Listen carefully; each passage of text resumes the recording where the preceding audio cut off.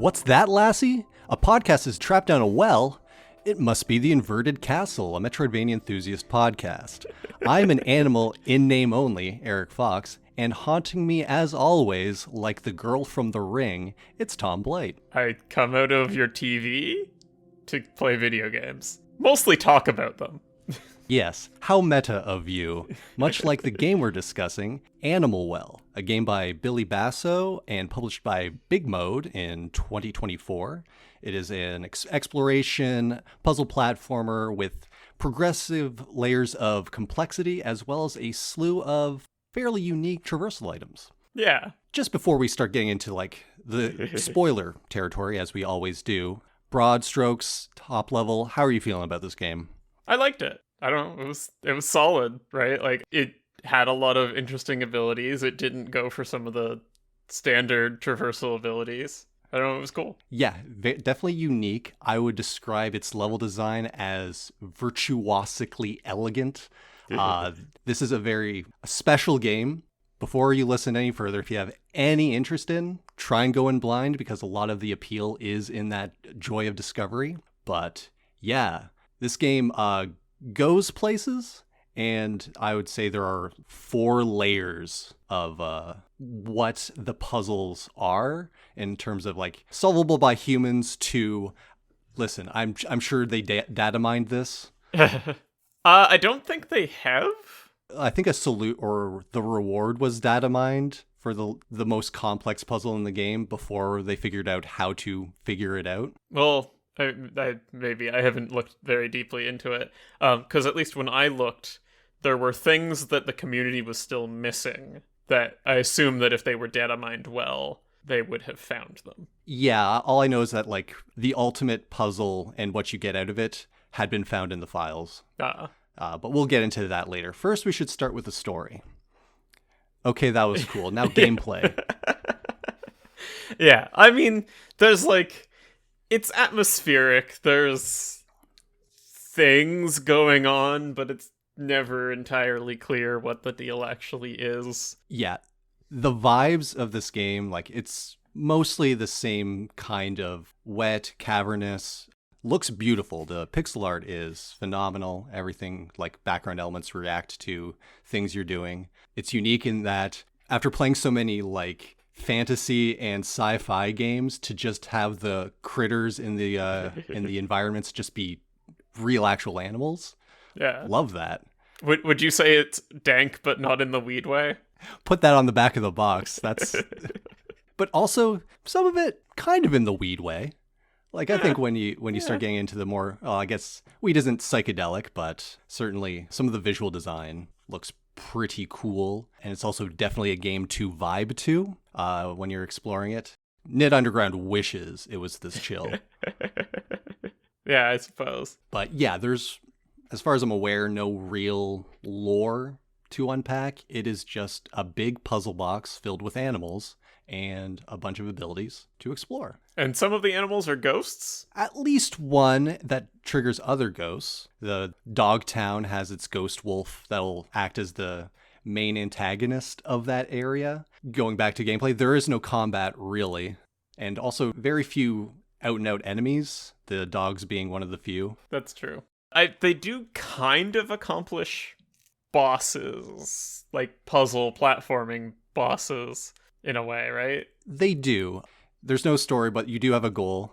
The very first thing you see is 4 flames, and then you erupt as a slime, and then you have them kind of marked on your map, and each flame is guarded by a themed challenge for each of the 4 major areas. Yeah. And yeah, how about them bosses? It's interesting because I want to compare this to Ori, right? Where Ori was like, okay, we have this escape set piece. What you need to do is extremely specific, but it's kind of hard for you to predict what's coming next. These, they almost always did, hey, you're going to be trying to avoid this thing in the area you've already been in. They set you up with like a smaller version of what the last thing is going to be like.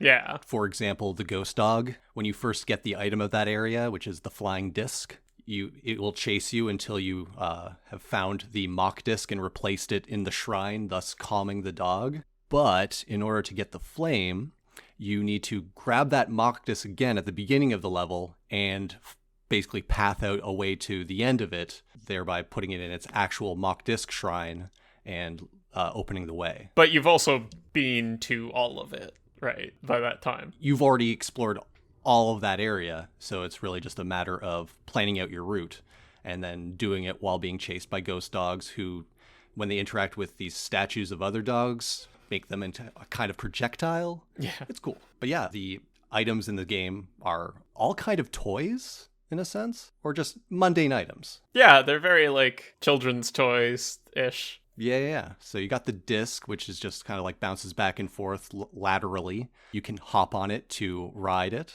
a new way to get around. There's the slinky, which just kind of falls downstairs like a slinky would, and you use it with some timing-based challenges to press buttons. Underrated side effect is that you can just press buttons with it whenever, right? Like, there's a few pressure buttons. You can just leave the slinky on it instead of actually solving the puzzle. Yeah, depending on what order you're doing the various areas in, some items can kind of short circuit or bypass other puzzles if you so choose. Yeah. Definitely the bubble wand, which was the first one I got. If you learn how to basically infinite bubble jump, getting some height really helps in some of the earlier stages of the other areas. Yeah. And then the fourth areas thing is the yo-yo. Oh yeah, of course, the yo-yo. Yeah, that like kind of curls around otherwise inaccessible areas to hit switches. Yeah, you can also shoot it straight up and hit switches and stuff like that. Yep, it'll ride on walls to kind of like curve around places. And those are the main ones. There are side items like the whistle to activate, let's say, a lot of different puzzles in a lot of different ways. But you can play 8 different notes, and that's going to be significant later. There's the top. Which is one of the rewards for the bonus collectibles, which will just ride along the ground back and forth forever and dig in areas where you can dig through the floor, as well as distract the dogs. It's probably one of the better dog distraction devices you have, because it can't kill the dogs.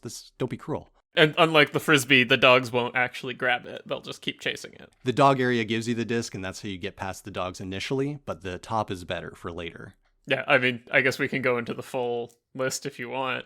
I'll get into the full list when we reach layer 2, because currently we're still in layer 1. It's true. The puzzles that are impeding your progress to the flames. There are a bunch of bonus collectibles called the eggs. They make up layer 2, but for the most part, until you reach an ending, you're not really going to be able to, or at the very least, you'll not know to get a bunch of them. That's fair. I actually got the majority of mine before the ending, but yeah. Yeah, like I would say, okay, from top down, layer 1 is getting the flames. Layer 2 is getting the eggs. Layer 3 is, you might not even run into these guys. Maybe you see one early on, is the bunnies, the secret bunnies. And layer 4 is, I don't even know how to describe it other than the most meta puzzles. The things where you have to, like, you can't even do most of them on the save file you just completed the rest of the game on, because you will miss your opportunities to get it. Yeah. And then there's once you've gotten all the flames, final test, use all of the different items you've gotten in the 4 zones. You'll get a lantern, which lights up areas, so you can read your map in certain dark rooms. It'll chase away shadows, which harm you. And you fight the manticore. Well, not so much fight as do puzzle platforming until you get to the end where you unleash fireworks. Yeah. To chase him away. Yep. And that's, you roll credits. You've beaten the game? Question mark? But there's more past it that implies, like, you're not really done. And so you get a medal that will unlock a different layer of items. So, like, you start out and there's, like, 8. There's 2 rows of 4. It's not even implying that there's more. But then once you get an item from there, there's more game to play. Yeah. What was the first bonus item you got? The remote, I got it before I finished the game. I see. Because I happened to have gone back to the spot where it is, which is behind the initial chameleon encounter. Yes, the chameleon is one of the bosses. Again, you see him earlier on and you know to avoid his tongue. And then later on, you make him eat hedgehogs until he gets chased away from the entirety of the zone. So if you're remembering where he was initially, now that way's free. Yep. The remote is very useful as it just triggers a bunch of switches without having to do the puzzle, as well as a bunch of interactions that are impossible without it. And so that kind of opens up where you can go now that you're not beholden to puzzle mechanics. First one I did was free the lynx kittens. Yeah. Post game, I was just going through parts of the map I hadn't been at yet. Pretty good map, all things considered. It's not grid based, but if there's any kind of unfilled gap, there's a path or secret there. Yeah, it does a good job of, if there's a small corner of the room that you haven't actually seen all the way through, it will not be revealed, and that will be a clue that maybe there's a path there. Exactly. It's not always obvious how to get there, especially when you're not even aware that you don't have all of the items. But yeah, for that one, it was just finding all of the songs in the background. It'll show you a bunch of directions that correspond to your flute, and using that to unlock the cages of the kittens, which you'd already seen but had no idea how to interact with. Yeah. As well as finding where the mama cat is. And once you find all of them, the mama cat sings an 80-note length song that opens up the door to the wheel. Which apparently, if you pay attention, you can record that and just play it yourself. That's a layer 4 problem. Yes. That's something, yeah, if you don't play it yourself and just get the wheel normal style, you gotta get a fresh save to that point in order to do it yourself and then get one of the clues for layer 4. Yeah, I guess other things that we should talk about in this layer. So from completing the game, you get access to 2 more tools immediately. You get the better bubble wand, which now no longer has the limitation of only 1 bubble at a time. Yeah, which wasn't a big deal when you know how to infinite bubble jump, which was just hitting bubble and jump at the same time while on a bubble. Yeah, and you also get the lantern, which, helps you find all of these other things. Yeah. And then from the cats, which I stumbled into, I had not noticed at all that the cats were interactable. That's what layer 2 is for me, is that, okay, instead of the foreground puzzle, you have to start paying attention to background elements more so, like clues on the wall, things that the remote interacts with. Yeah. As well as certain blocks that you haven't been able to touch yet. Eventually you get the ball behind probably the most guy dang it of the layer 2 problems, I would say.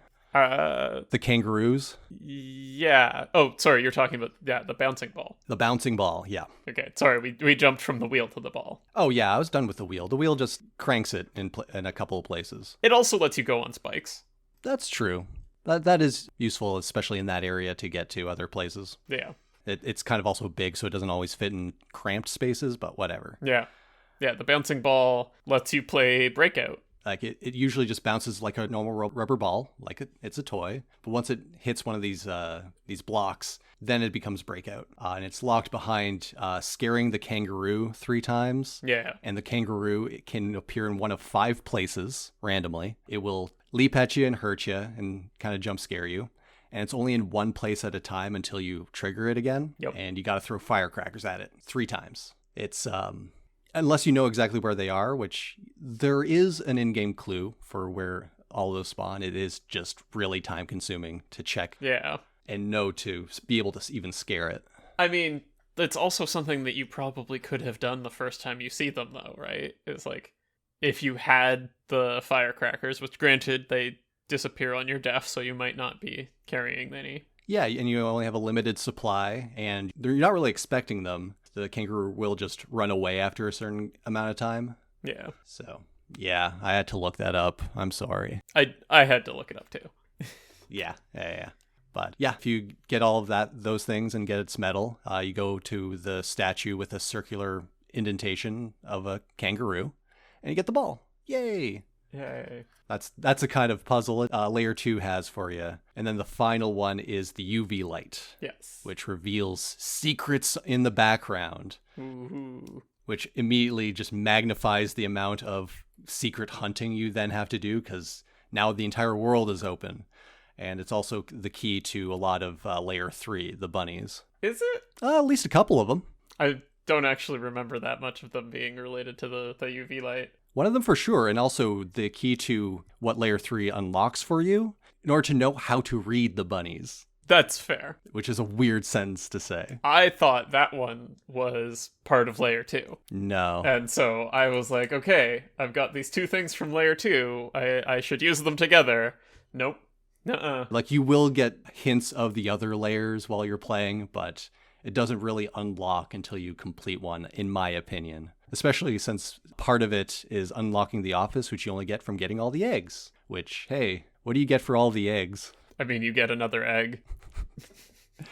You also get the beginning of like one of the longest whistle puzzles. Yes. You have to use the UV light to know how to read the eggs, as well as to see they'll all have horizontal lines in essentially 3-bit binary. Yeah. Which correspond to numbers, which correspond to notes. Then you play a 64 egg length song to get the 65th egg, as well as the office key. Oh, the 65th egg is just from having all of them. Oh, right. The office key is separate. Yeah, I completely forgot since I did both at the same time. I mean, I also did both at the same time, except thought that I would have to go and use them at the same place, and I did not. I see. But the 65th egg unlocks the second boss, another Manticore. But this time you use your new items to traverse all the way to a whistle shrine, I guess I'd call it. Yeah. They're in a bunch of other areas. It's how you unlock the fast travel points. But this time you jump in its mouth and now you escape the well. True ending, question mark? Yep. Of course not. We're only halfway through, baby. But this is also where I decided that I'm satisfied. Yeah. I have reached my human limits. Like, I went through some of the bunnies, and then others of them I was like, I don't have time for that, sorry. Yeah, I got the one you see really early on just because you can intuit out a path from the end of one zone back into where it would be. Oh yeah, I got that bunny before I completed the game as well. I infinite bubble jumped to it. Infinite bubble jump, it's easy.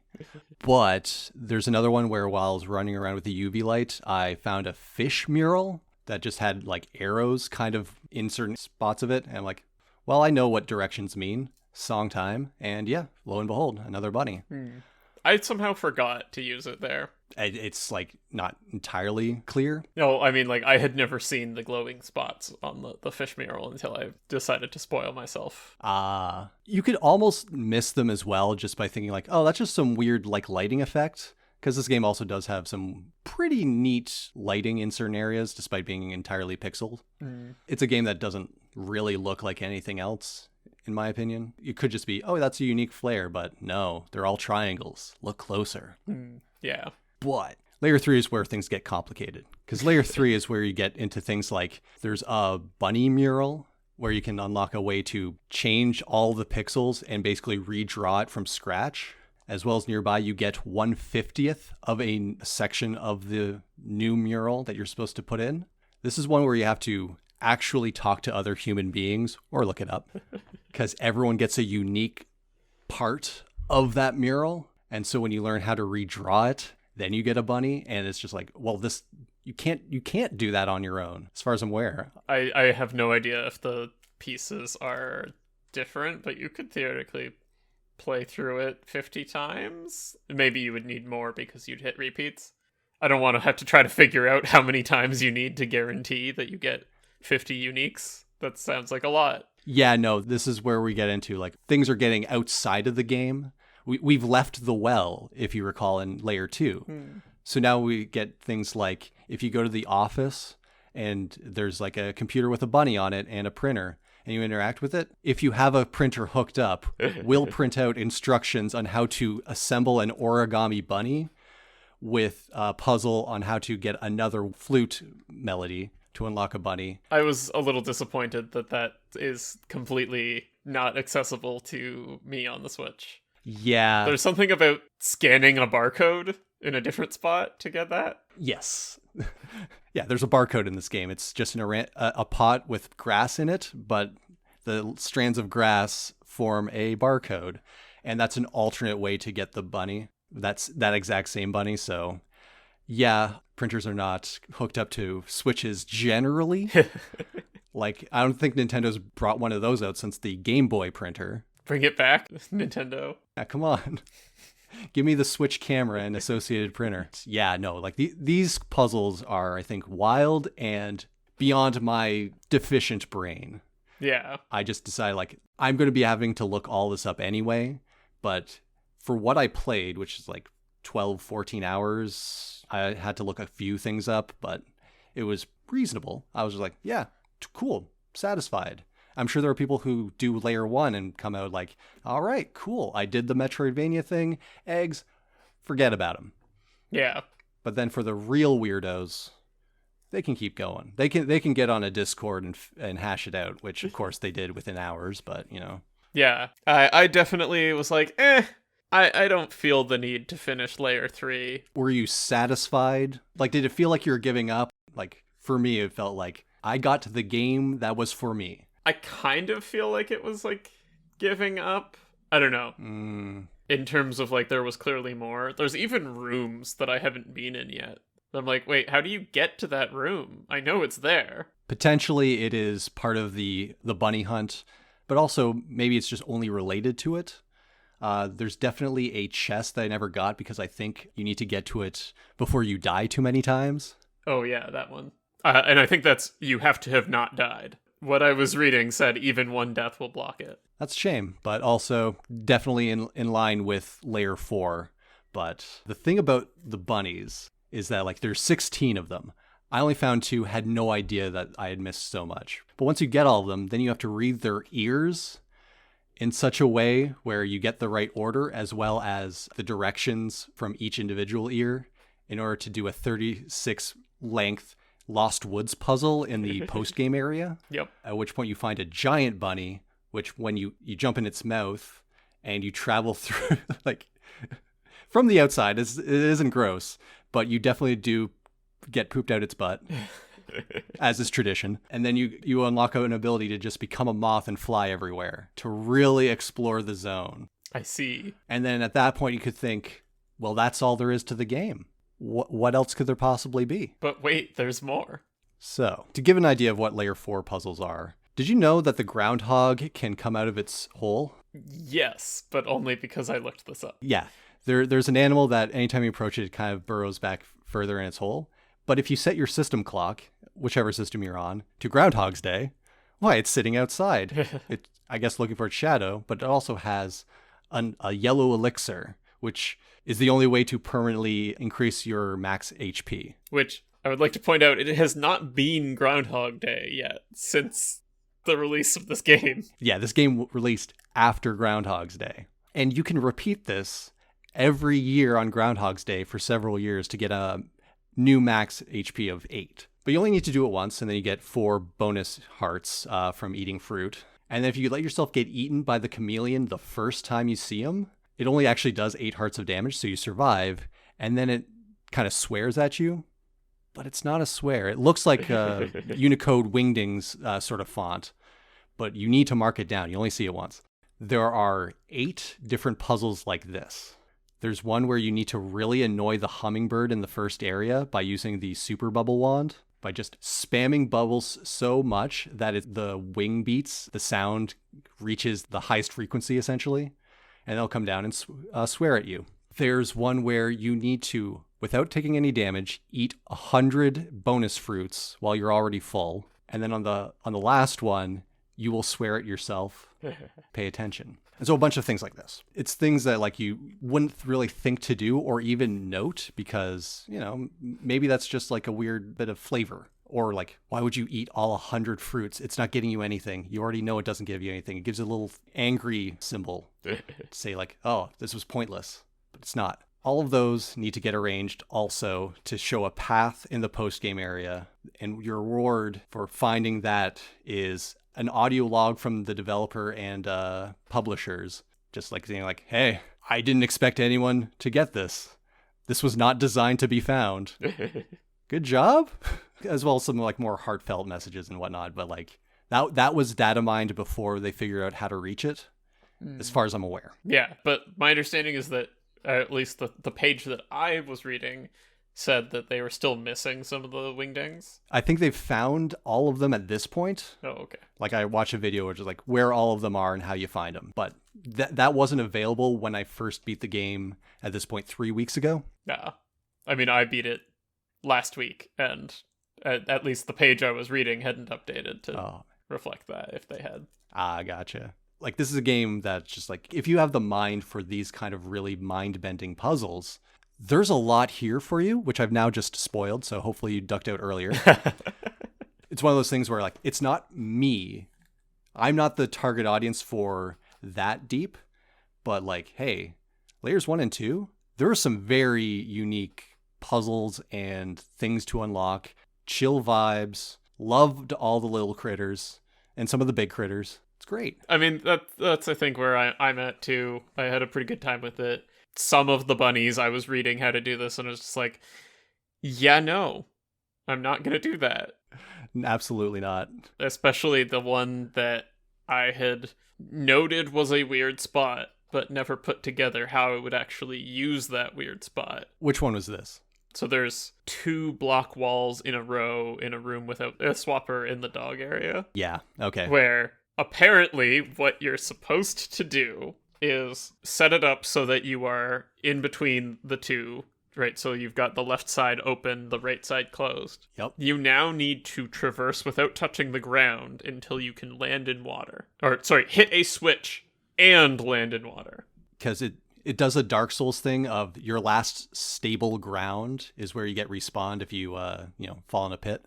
That's a weird thing to call a Dark Souls thing, considering in Dark Souls you just die, but okay. No, it's for if you quit out. Oh, okay. It'll put you on your last stable ground. Speedrunning abuses this or has to work around it a lot. But yes, and then you'll be on the inside. After having triggered the switch. Yes. So again, like this game is only a month old. A lot has already been discovered about it. Last I saw, there's a theory that there is a way to somehow do a whistle warp to that zone post triggering the switch, but no one knows how to do it. There's just some background element that indicates maybe it's a spot, like other teleport spots have. But weird. Currently, the only known way is to abuse the respawn mechanic. I mean, it would be pretty funny if they're just like, I don't know, guys. They figured out this weird thing that I didn't intend when I really just wanted them to use the whistle. Yeah. But like this game also requires that you do true ending 64 eggs in under an hour to get one of the Unicode messages. So yeah, it does not beggar belief to think that they might actually want you to do that incredible platforming with the bubble. I mean, it also has not one but 2 speedrun clocks. Yeah, one for normal end and one for true end. Yeah, I don't know what's behind them. It took me too long. They give you figurines. Okay. That persist across saves. Oh, cool. I definitely did not do them. I just looked it up. For all the things we've already said, there are like more than twice as many other puzzles that I'm just not mentioning because we don't need to do an exhaustive list. But yeah, no, like even though a lot of them end up being play the right song, how you get them, I think, is pretty unique, especially since, pro tip, this is just a tip, this isn't even the solution. If you have a screen on your controller, a touch screen on the Switch, or just use your mouse, you can influence the physics objects in the environment. No, that would probably have made looking at the patterns that are hidden under vines a lot easier. That's how you're supposed to do it, yeah. Oh. Or... well, how I did it, for the ones that you can access, which isn't all of them, is bubble wand like a madman until I get a hint at everything that's behind there. Yeah, you get a glimpse and like hope you got the right smiley face or whatever. Yeah. But there are others that you cannot physically get there. Yeah. So you need to have some outside influence on it. Also, and this is just fun, if you play it in windowed mode and shake the window around, the physics objects will react to that as well. Yeah. It's a game full of flavor, even though there's no story. I thought it was excellent. To say nothing of the baseline layer 1 puzzles jumping around, I thought that was exceptionally satisfying. I don't know, it felt good. And despite a few points of no return type areas, and also not learning about fast travel till far too late, I don't know. I felt running back and forth through the labyrinth that is this well to be great. I learned about fast travel fairly quickly. You're a smarter man than I. You looked at the fish and Well, okay, so not that one, but like the warp zone, right? oh yeah, the warp zone is easy to know. Like, okay, yeah, you whistle at the shrine and then you can go to the main hub and do different areas. The fish I did learn very late, in that I had figured out the cats by the time I was like, hey, wait a minute, maybe this fish is a pattern. That was earlier than me. Oh. I figured it out after I got the UV light and learned that warp song. Oh, I had the UV light before. Oh, right, the cats? The cats, yeah. Okay. But yeah, there's a song to just warp to the main hub room at will. Yeah. Would have been useful. May no. Outside of that, I just thought this was just like really masterfully crafted dungeon design. Yeah. By the time I was done and need to unlock things, I'd thoroughly explored what I thought I could and was happy to do it.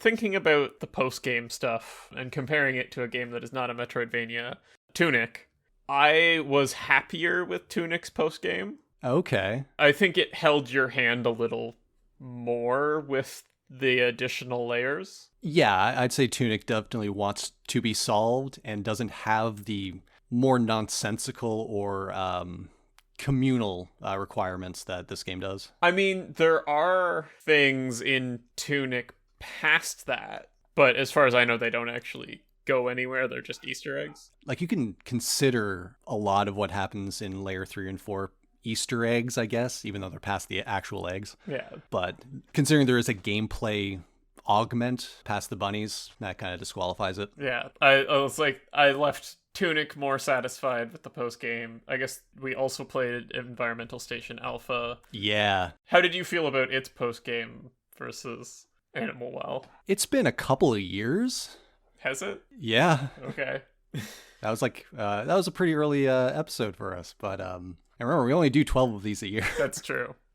God. I think Environmental Station Alpha was more suited to my brain. It had like things like cipher puzzles where you just kind of need to logic out this code. And I thought like a lot more of it was I could reasonably figure it out without looking it up.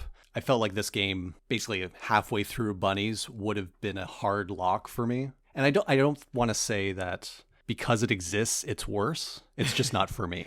Yeah, I know. It is a funny thing of like, is the existence of something you know that you can't complete unsatisfying for a completionist, right? That does need to be said, is that if you are a completionist, there may be things that it'll be a bit of a bummer, I'll say. Like, I was able to separate out, almost going in, I kind of figured that like I'm probably not gonna get everything out of it, only having just heard vague rumblings of this shit gets weird. Yeah, I guess another thing is like with the experience of playing La Mulana, I was using a very well-made gradual hint guide. That kind of thing so far doesn't exist for Animal Well. Maybe someone should make it to gently try to lead people towards the more esoteric puzzles, because like I don't know, there's something about looking up the bunnies and hearing like, oh, you need to print out this origami and fold it,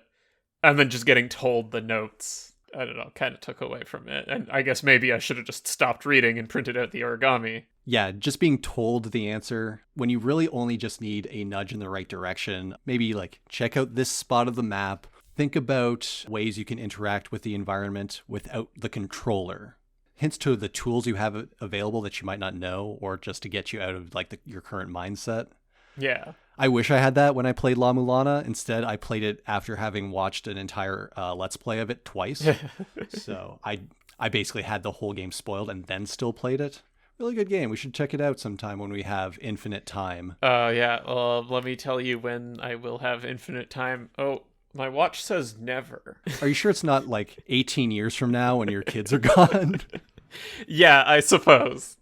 Yeah, I don't know. It's like, and I have only myself to blame, but there is something kind of unsatisfying about spoiling yourself. Like, I had to look up the last couple of eggs, but honestly, that didn't bother me. Yeah. But not having any idea of 14 of the 16 bunnies, and then looking them up and being like, oh, okay, I probably should have, or like, in an ideal scenario, would have tried to get a few more of them on my own, and maybe would have gotten some, because there were definitely some that were just like, hey, did you remember about this background element? It has context now. I was like, oh, no, I completely forgot that background element was there. I had a bit of an opposite experience when I looked up the bunnies, which was for like almost all of them. I was like, oh, there's no way I would have thought of that. Okay, no loss. But a hint-based guide might have gotten me there. Yeah. But as far as I'm aware, none exist, or maybe they're being developed. Like, this game kind of did gangbusters as far as like zeitgeist. Everyone was kind of has been talking about it. We're late to the party. So maybe you'll get one. Maybe it has one. Y'all listening are in the future, so please don't get angry at me. I will never know as little as I do right now. That's what you think. Oh God, are you threatening cranial trauma on me? It's time for amnesia. God, I don't know, something Alzheimer's. Of course, yeah. Man, great joke. Yeah. I'm just gonna go think about some things now. Oh, really? What are you thinking about? Perhaps how this game rates against other games you've played? Oh no, I was thinking human mortality, but Oh, okay. That's good too. I'll stick with the former, which is as good as a transition to our stack rank as we're gonna get. yeah. So I guess just thinking about some things that I have previously complained about is like talking about pseudo regalia. We kind of harped on it of not having story.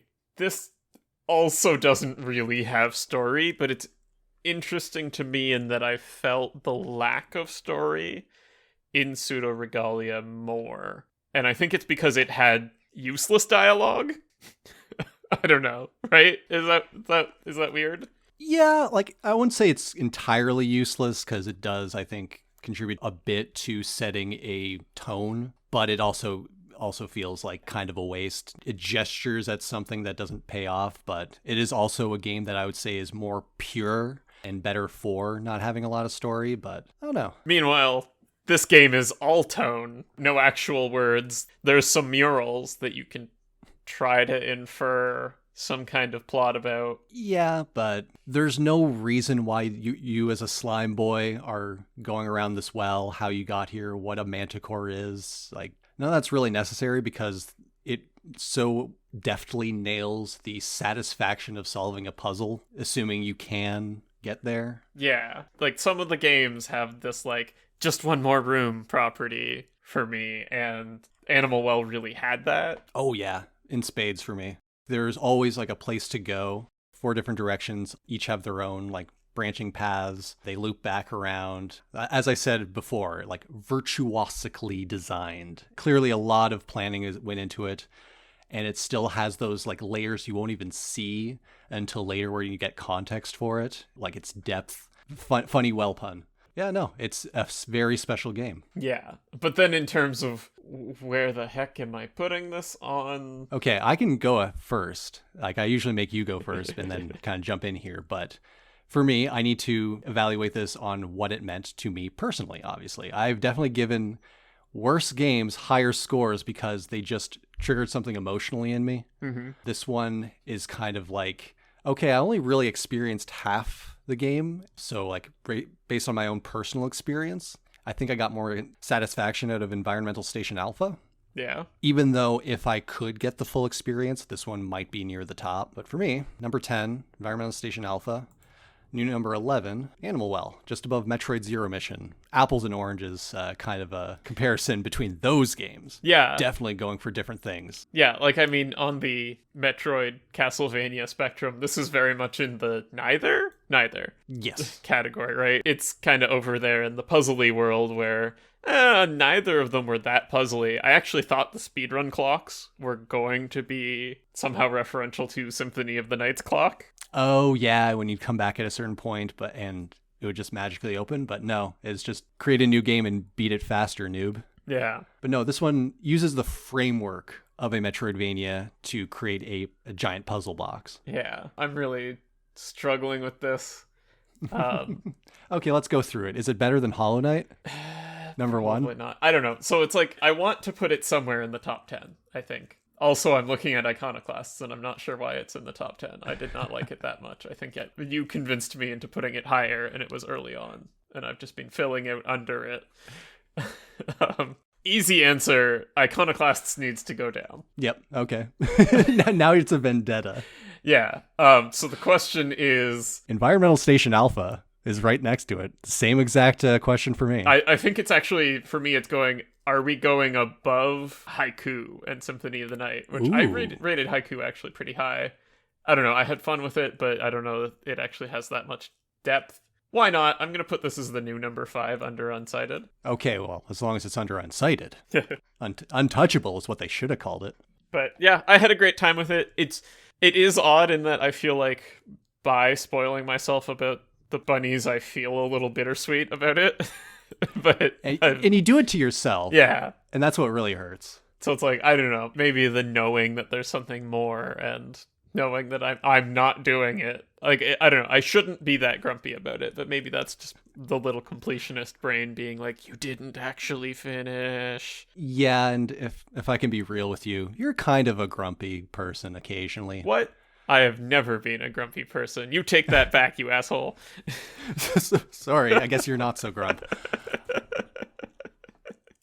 I have never at all ranted about a game.